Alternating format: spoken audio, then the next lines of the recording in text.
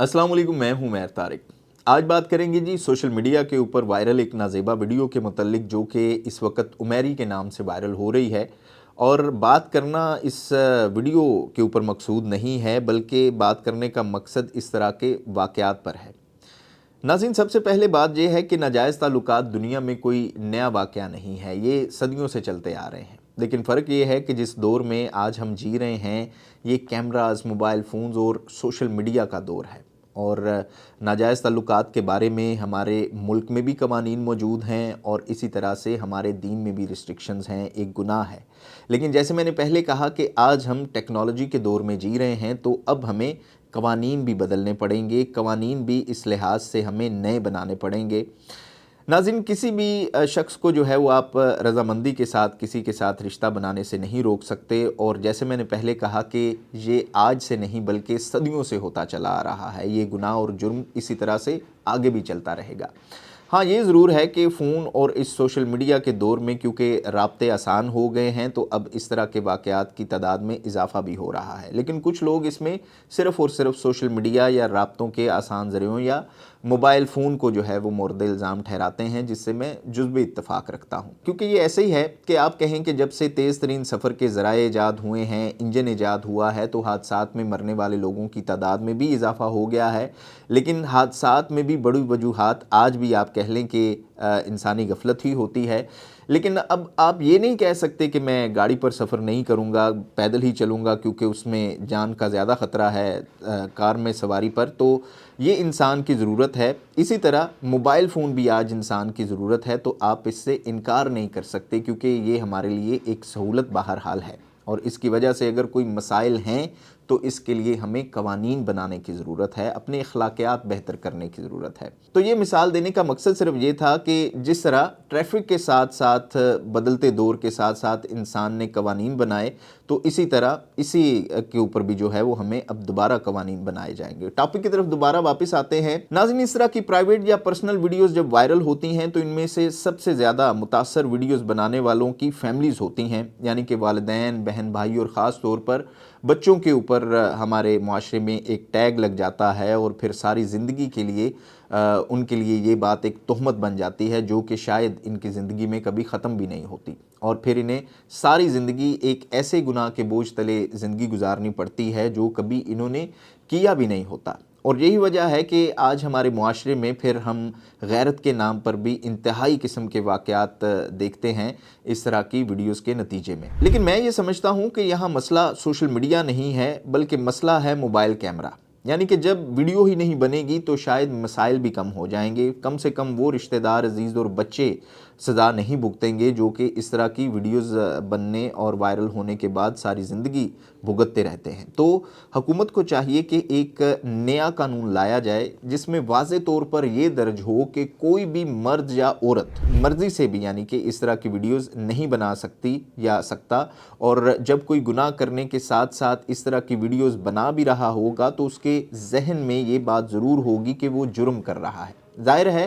कि पता तो तब ही चलेगा जब कोई केस रिपोर्ट होगा या आप कह लें कि वीडियो वायरल होगी। लेकिन वीडियो बनाने या बनवाने वाले के जहन में ये बात ज़रूर होगी कि अगर ये बात रिपोर्ट हो गई तो इसकी सज़ा इसे ज़रूर मिलेगी। और हमारे मुआशरे में ऐसी मिसालें भी हैं कि शादीशुदा लोग जो हैं वो तलाक के बाद एक दूसरे की वीडियोज़ लीक करते हैं। तो बात का मकसद सिर्फ यही है कि मामला चाहे रज़ामंदी का भी हो, वीडियो बनाने और बनवाने पर जो है वो सज़ा का तयन कर देना चाहिए कि अगर किसी को वर्गला कर भी कोई वीडियो बनाने या बनवाने का या भिजवाने का भी कहे तो इसके जहन में ये बात हो कि वो जुर्म कर रहा है। और हम जानते हैं कि एक बार किसी की भी इस तरह की वीडियो सामने आ जाए तो फिर उसके लिए तो ये सारी ज़िंदगी की सज़ा ज़रूर बन जाती है। लेकिन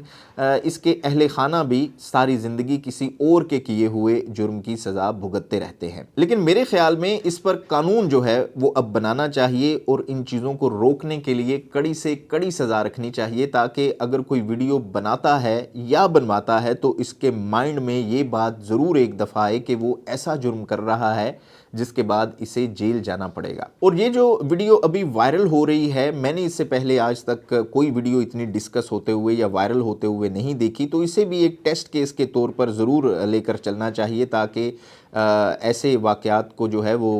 روکنے کے لیے سنجیدگی سے سوچا جائے۔ دوسرا اس معاملے میں غور طلب بات یہ ہے کہ کچھ لوگ اب ہاتھ میں مائک پکڑے ان گھروں کے باہر جا جا کر ویڈیو بنا رہے ہیں اور بتا رہے ہیں کہ یہ وہ گھر ہیں جہاں پر یہ سب کچھ ہوا تھا، تو میرے خیال میں یہ مناسب نہیں ہے۔ ٹھیک ہے، مقدمہ ہوا، اس کے بعد عدالت میں معاملہ چل رہا ہے، اگر آپ نے رپورٹ کرنا ہے تو صرف اتنا کافی ہے کہ آپ پولیس اور عدالت کی جو ہے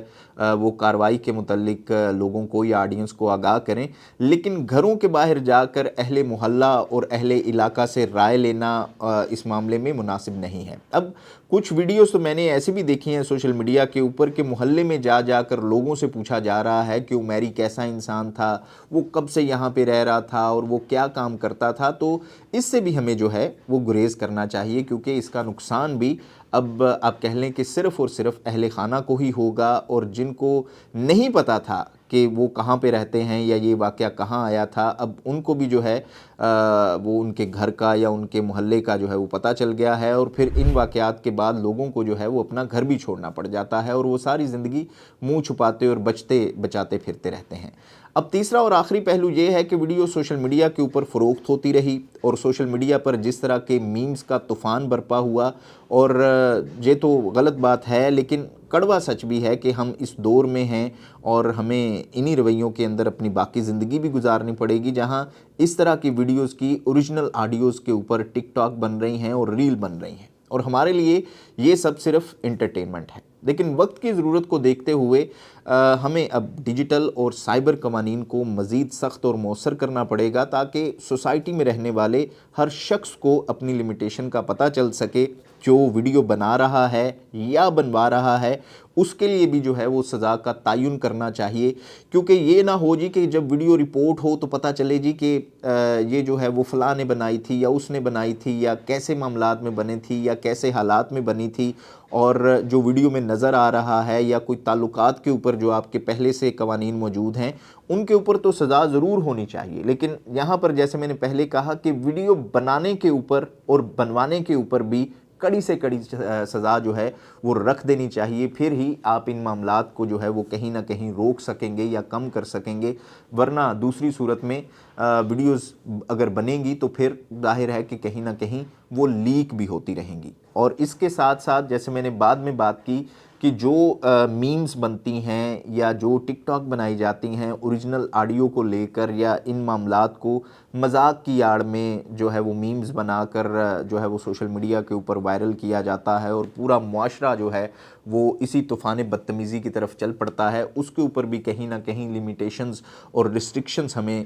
لگانی پڑیں گی۔